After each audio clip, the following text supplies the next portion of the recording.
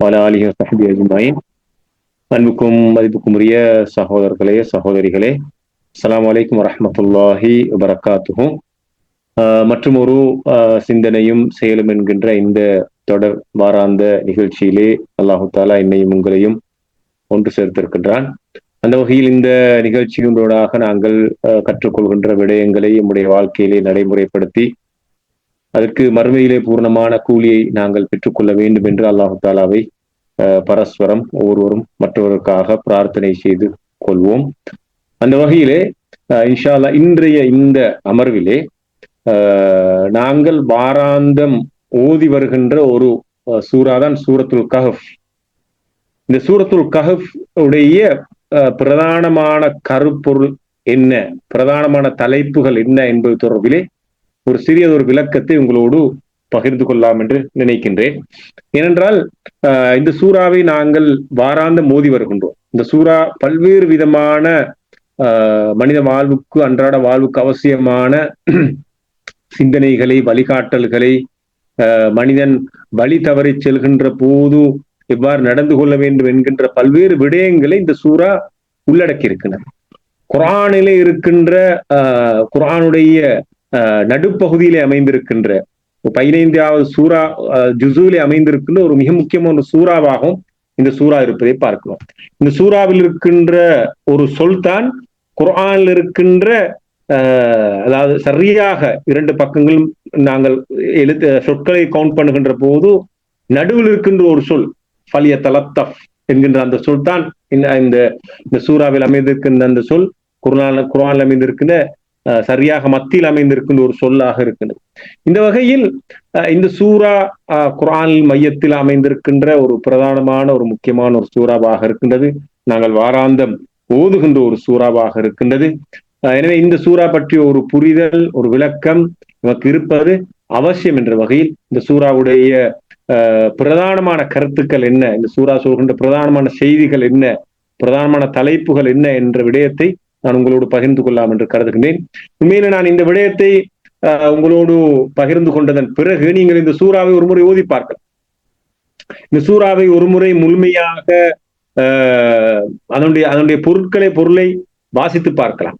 நான் சொல்கின்ற இந்த கருத்துக்களை நீங்கள் உங்களுடைய சிந்தனைக்கு எடுத்துக்கொண்டு, முடியுமானவர்கள் இதனை எழுதி கொண்டாலும் பிரச்சனை இல்லை, அவற்றை எடுத்துக்கொண்டு பிறகு இந்த சூறாவை ஒரு முறை ஓதி பார்த்தால் இந்த சூறாவுடைய உள்ளடக்கத்தை புரிந்து கொள்வதற்காக இந்த சூறாவுடைய மொழிபெயர்ப்பை ஆரம்பம் முதல் இறுதி வரை நீங்கள் பார்ப்பீர்கள் என்றால் உங்களால் நிச்சயமாக இந்த சூறாவுடைய உள்ளடக்கத்தை, இந்த சூறா சொல்கின்ற செய்தியை மிக அழகாக புரிந்து கொள்ள முடியுமாக இருக்கும். அதே நேரத்தில் இந்த சூறாவுடைய நம்முடைய நேரடியாக நம்முடைய வாழ்க்கைக்கு தருகின்ற கருத்துக்களை கூட உள்வாங்கிக் கொள்ள முடியுமா இருக்கும். நான் நினைக்கிறேன் இதற்கு முன்னர் நான் ஒரு அமர்விலே ஒரு சூறாவை எப்படி புரிந்து கொள்வது, குர்ஆனை எப்படி புரிந்து கொள்வது என்பது தொடர்பிலே பல ஆலோசனைகளை நான் உங்களோடு பகிர்ந்து கொண்டேன். அந்த விடயங்களையும் இந்த சூறாவோடு எங்களுக்கு ஒப்பிட்டு அல்லது இந்த சூறாவுக்கு முன்னால் வைத்து பார்க்க முடியும். அந்த வகையில் அன்புக்குரிய சகோதரர்களே சகோதரிகளே, உண்மையிலே இந்த சூரத்துல் கஹஃப், அல் கஹஃப் என்றால் அதாவது குகை என்று பொருள். இந்த சூறா நபி அவர்களுக்கு மக்காவுடைய காலத்தில் இறக்கி அருளப்பட்ட ஒரு சூறாவாக இருக்கின்றது. இந்த சூறாவுடைய வசனங்களுடைய எண்ணிக்கை சுமார் 110 வசனங்கள் இருக்கின்றன. இந்த சூறாவுக்கு உரிய பெயர்கள் அல் கஹஃப் என்ற ஒரு பெயர் இருக்கின்றது, அதாவது குகை என்கின்ற ஒரு பெயர் இருக்கின்றது. அதே மாதிரி அஹ்லுல் கஹஃப், குகை வாசிகள், குகை வாசிகள் என்ற ஒரு கருத்து இருக்கு. அதே போல அதே கருத்தை தருகின்ற அஸ்ஹாபுல் கஹஃப் என்ற பெயரும் இதற்கு இருப்பதை பார்க்கின்றோம். இந்த சூறாவை பொறுத்தவரை இந்த சூறா பேர் வருவதற்கான பிரதானமான காரணம் ஒரு அடியான் தன்னுடைய வாழ்க்கையிலே எதிர்கொள்கின்ற பிரதானமான சோதனைகளை இந்த சூறா உள்ளடக்கி இருக்கின்றது. மனிதன் தன்னுடைய வாழ்க்கையிலே எதிர்கொள்கின்ற பிரதானமான சோதனைகள் 4 பிரதானமான சோதனைகள் இருக்கின்றன. ஒன்று ஃபித்னத்துத்தீன், ஒருவர் தன்னுடைய மார்க்கத்தை, ஈமானுக்கு முன்னால் சோதிக்கப்படுவார். ஈமானுக்கு முன்னால் அவர் சோதிக்கப்படுவார். ஈமானை பாதுகாத்துக் கொள்வதா இல்லையா என்ற சோதனைக்கு ஒருவர் எதிர்கொள்வார். 2வது ஃபித்னத்துல் மால், செல்வத்தினால், பணத்தினால் சோதிக்கப்படுவார். பணம் ஒருவருக்கு சோதனையாக அமைய முடியும், மார்க்கத்தை விட்டும் ஒருவரை தூரப்படுத்த முடியும். பணம் ஒருவருக்கு மர்மையிலே தோல்வியை கொண்டு வர முடியும். அதே போன்று ஃபித்னத்து அல் இல்ம், அறிவு என்பது ஒரு சோதனை. ஒரு மனிதனுக்கு கிடைக்கப்பட்டிருக்கின்ற அறிவு என்பது ஒரு சோதனை. அந்த சோதனை பற்றியும் இந்த சூரா உள்ளடக்கி இருக்கிறது. அடுத்து ஃபித்னத்து சுல்தா, அதிகாரம், ஆட்சி என்பது ஒரு சோதனை. எனவே இந்த 4 பிரதானமான சோதனைகள் பற்றியும் இந்த சூரா பேசுகின்றது.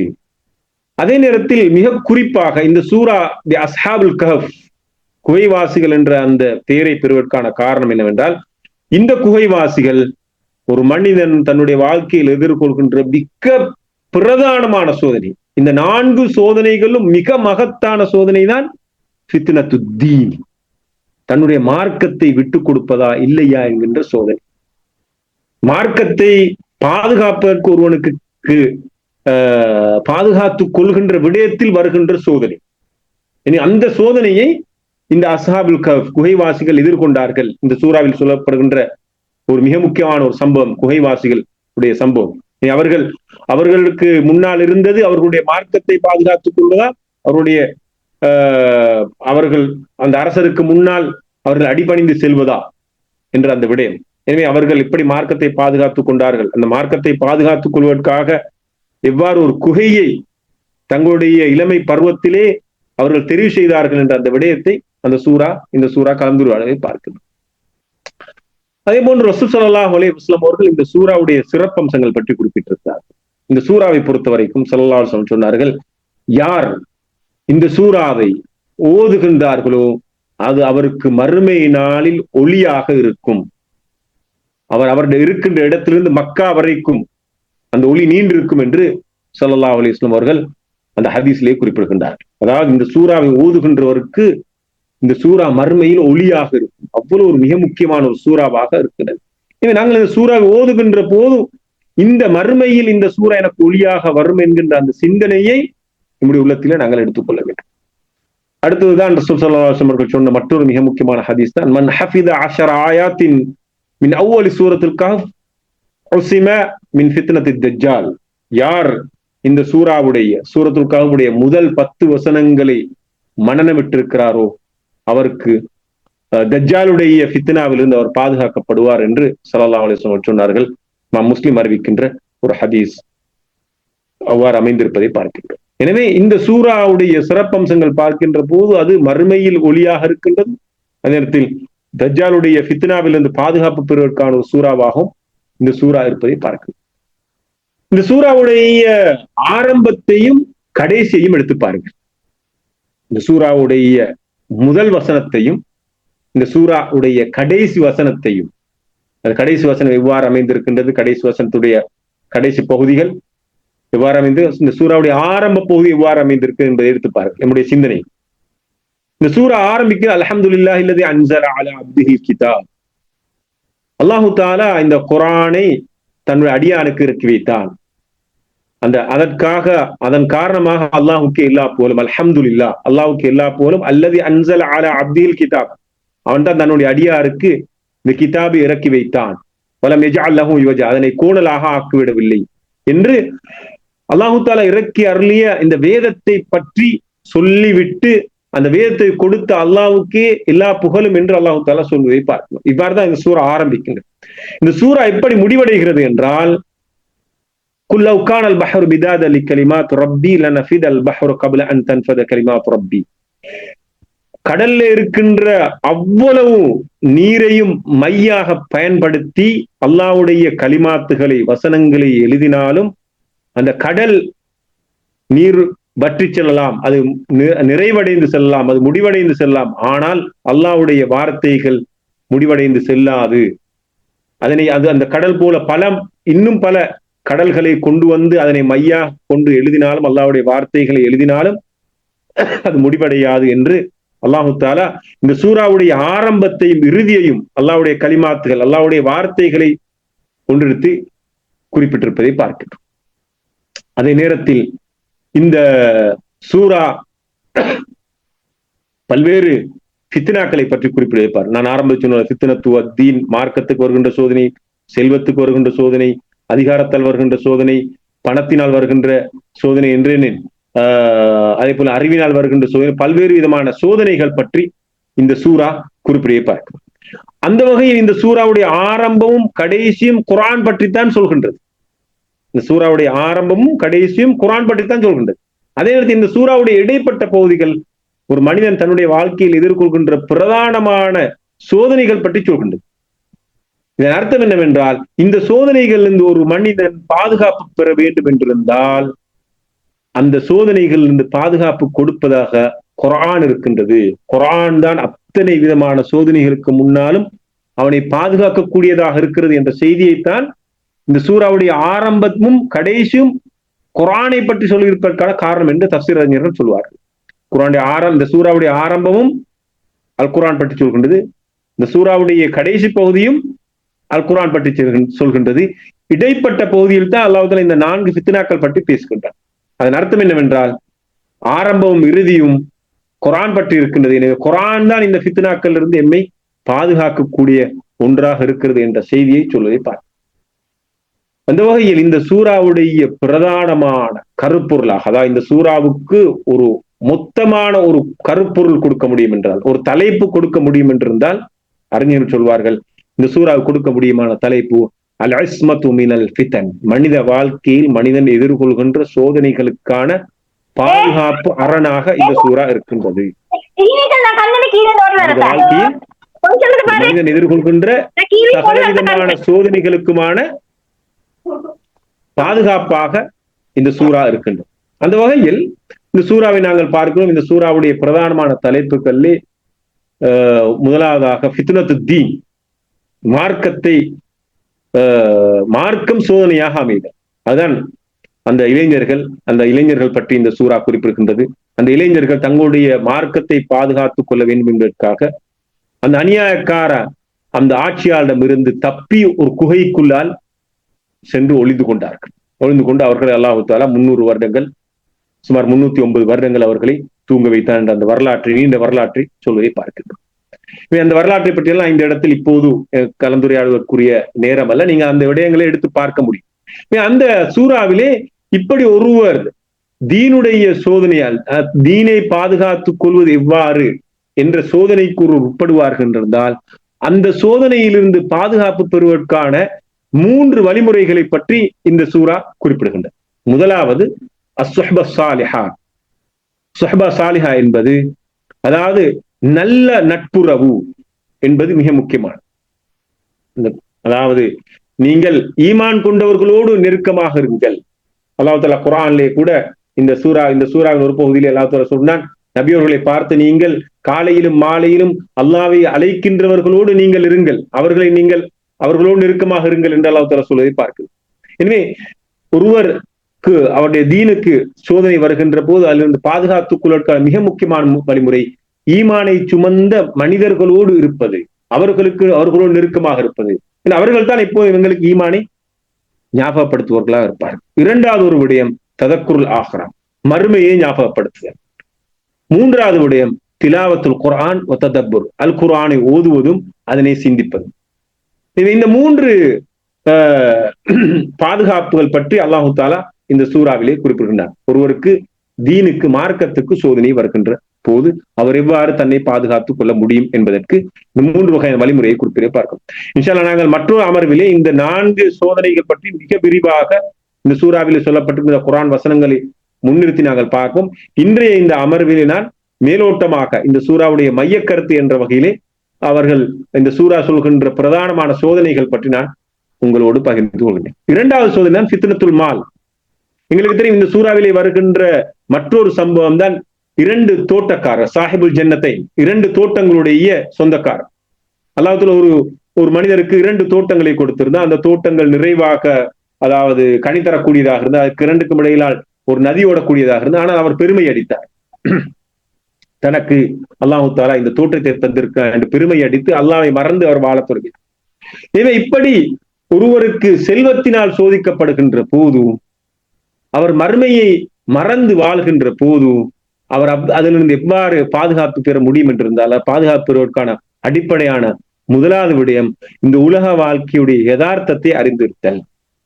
ஃபஹ்மு ஹக்கீகத்தி துன்யா, உலக வாழ்க்கை என்பது என்ன என்பதை மிகச்சரியாக புரிந்து வைத்தல். அல்லாஹ் தஆலா இந்த சூறாவிலே உலக வாழ்க்கைக்கு உதாரணமாக நீரை குறிப்பிடுகின்றார். ஏன் அல்லாஹு தாலா உலக வாழ்க்கைக்கு உதாரணமாக நீரை குறிப்பிடுகிறார் என்ற விடயத்துக்கு அறிஞர்கள் அருமையான ஒரு விளக்கத்தை சொல்கின்றார். நான் அதனையும் மற்ற அடுத்த அமர்வுகளில் உங்களோடு பகிர்ந்து கொண்டேன். எனவே அடிப்படையான விடயம் என்னவென்றால், உலக வாழ்க்கையை பற்றிய யதார்த்தம். உலகம் என்பது அழிந்து செல்லக்கூடியது, நிலையானது அல்ல. அது மிக கிட்டிய வாழ்க்கை, தூர உள்ள வாழ்க்கை, உண்மையான வாழ்க்கை என்பது மர்மையில் தான் இருக்குது. எனவே அதோடு சேர்த்து உலக வாழ்க்கையுடைய யதார்த்தத்தை புரிந்து கொள்வோடு சேர்த்து மறுமையுடைய விடயத்திலே அதிகம் ஈடுபாடு காட்டுவது என்பதும் ஒருவர் செல்வத்தினால் சோதிக்கப்படுகின்ற போது அவரை பாதுகாக்கக்கூடிய விடயமாக இருக்கிறது. மூணாவதாக இந்த சூரா பேசுகின்ற மற்றொரு மிக முக்கியமான விடயம் தான் ஃபித்னத்துல் இல்ம், அறிவால் ஏற்படுகின்ற சோதனை. ஒரு மனிதனை அறிவு கூட அவரை பெருமையின்பால் கொண்டு செல்ல முடியும். மூசா அலைஹிஸ்ஸலாம் அவர்கள் நினைத்தார்கள், என்னை விட உலகத்திலே அறிவு பெற்ற யாரும் இல்லை என்று அவர் நினைத்த போது அல்லாஹு தாலா சொன்ன, உங்களை விட அறிவுள்ள ஒருவர் இருக்கிறார், அவரை போய் சந்தியுங்கள் என்று சொன்ன போது அவர் ஹித்ர் அலைஹிஸ்ஸலாத்து வஸ்ஸலாம் அவர்களை போய் சந்திக்கின்றார். அறிவு என்பது சோதனை என்பதை அல்லாஹு தாலா இந்த சூறாவின் ஊடாக சொல்கின்றார். நாங்கள் மறுமையில் கூட பார்க்கின்ற ஒரு மனிதன், அறிவு பெற்ற மனிதன், அந்த அறிவை கொண்டு நான் ஒரு அறிஞர், நான் ஒரு மார்க்கத்தை பேசுகின்றவர், அல் குர்ஆனை அழகா ஓதுகின்ற என்று மக்களுக்கு மத்தியிலே, அதாவது மக்களிட பாராட்டை பெறுவதற்காக அவர் அந்த அறிவை பயன்படுத்தி இருப்பார். அவர் நாளை மறுமையிலே தோல்வி அடைவார். எனவே அறிவு என்பது ஒரு சோதனை. இந்த அறிவுடைய சோதனையில் இருந்து ஒருவர் பாதுகாப்பு பெற வேண்டும் என்றால் அறிவை பெற்றவர்கள் பணிவாக நடந்து கொள்ள வேண்டும். அறிவை பெற்றவர்கள் பணிவாக நடந்து கொள்ள வேண்டும். எல்லா அறிவுக்கும் மேலால் ஒரு அறிவு இருக்கிறான், அவன் தான் அல்லாஹு தாலா.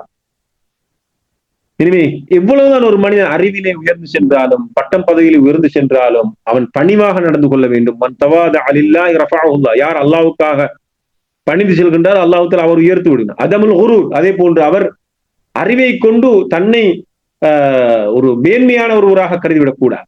அதாவது தன் மதிமயங்கி சென்று விடக்கூடாது, அறிவால் எல்லாம் செய்து கொள்ள முடியும் என்ற நிலைக்கு சென்று விடக்கூடாது என்பதை இந்த சூரா எச்சரிக்கின்றது.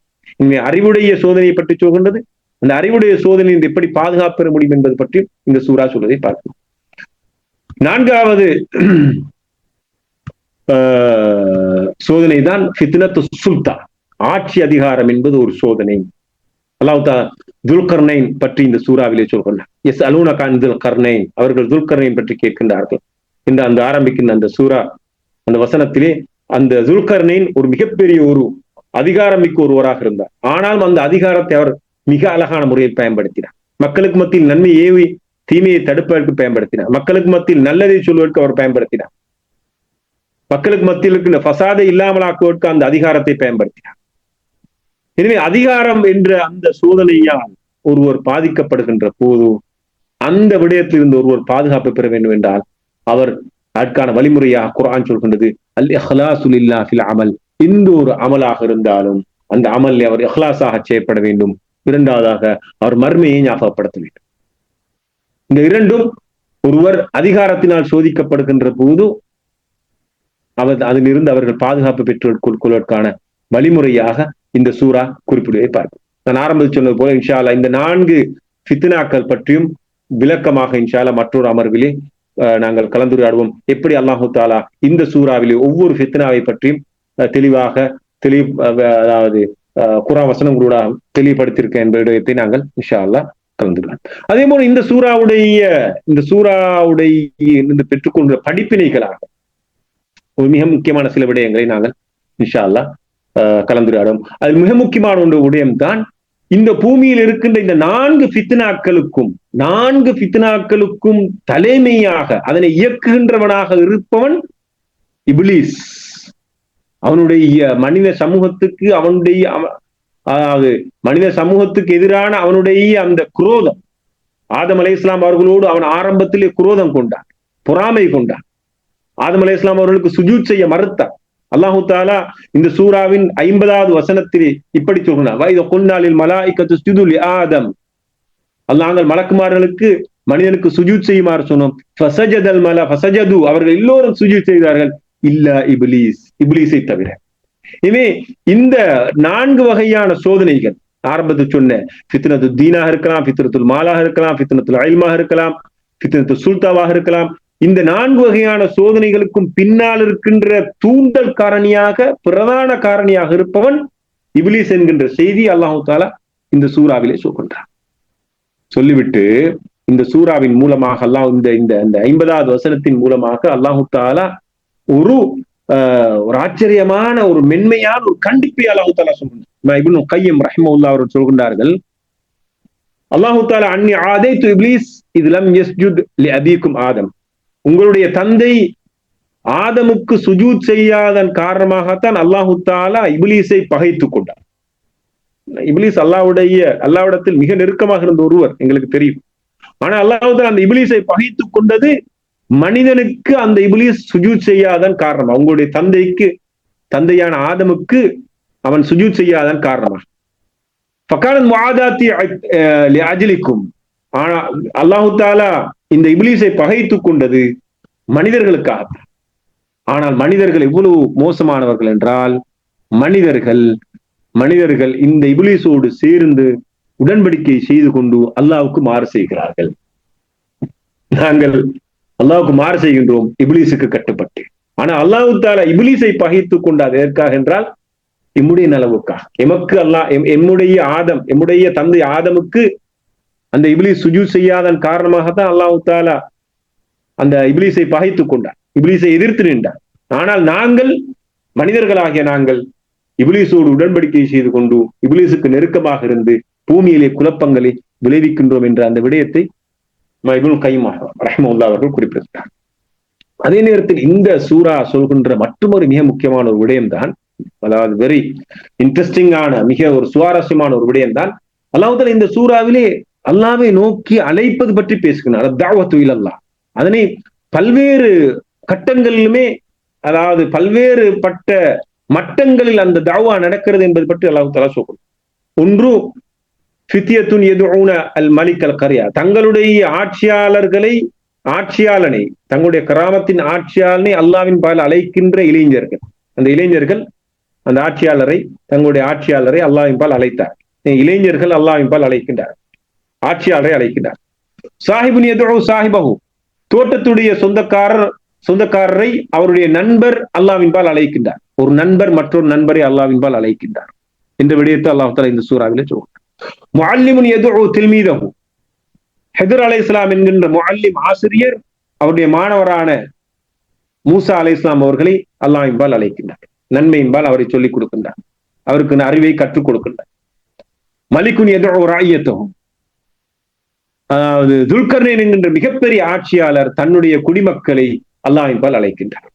இந்த 4 விதமான தாவா, அதாவது விடயங்களே அல்லாஹ் தஆலா இந்த சூறாவிலே உள்ளடக்கியிருக்கு.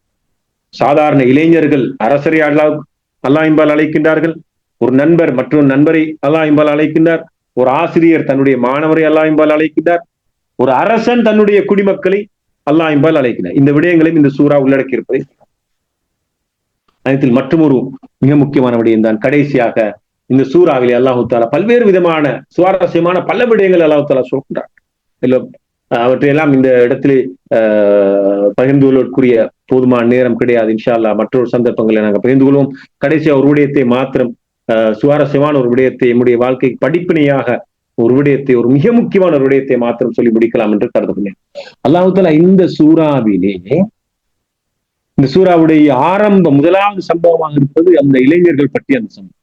அந்த இளைஞர்கள் பற்றி அல்லாஹ் தஆலா சொல்கின்ற போது, இன்னும் ஃபித்யத்துன் ஆமனு, அவர்கள் அல்லாஹ்வை ஈமான் கொண்ட இளைஞர்கள் என்றுதான் சொல்கின்றார்.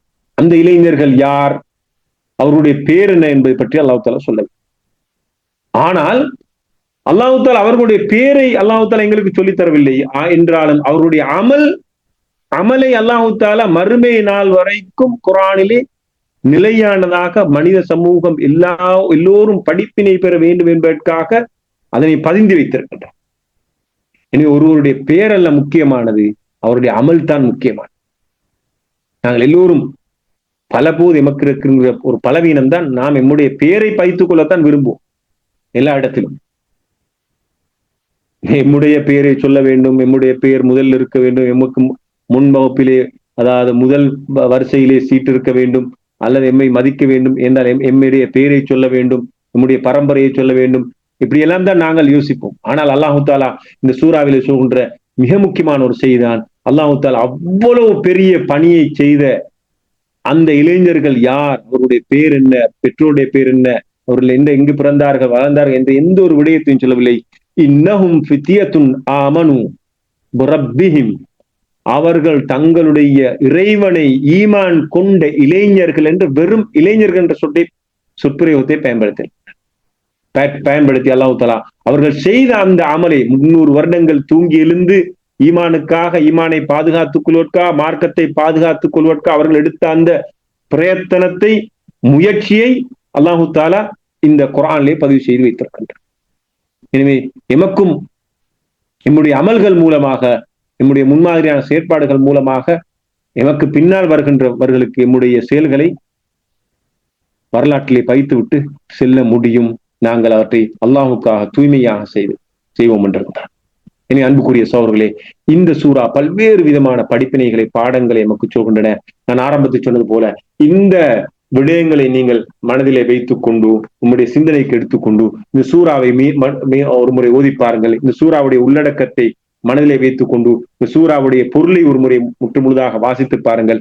இந்த நான் சொன்ன அந்த குறிப்பிட்ட அந்த தலைப்புகளை வைத்துக் கொண்டு, தலைப்புகளுக்கும் அந்த தலைப்பு, அந்த ஃபித்னாக்களுக்கும் அந்த ஃபித்னாவிலிருந்து அது பாதுகாப்பு பெறுவதற்கான அந்த வழிமுறைகளை மனதிலே வைத்துக் கொண்டு சூறாவுடைய ஒவ்வொரு பகுதியையும் நாங்கள் படித்து பார்ப்போம் என்றிருந்தால் இந்த சூறாவை எம்மால் புரிந்து கொள்ள முடியுமா இருக்கும். எனவே நாங்கள் அடுத்த வாரம் இந்த சூறாவை ஓதுகின்ற போது இந்த சூறா சொல்கின்ற அவ்வளவு கருத்துக்களையும் உள்வாங்கிய நிலையில் எம்மால் இந்த சூறாவை ஓத முடியுமாக இருக்கும்.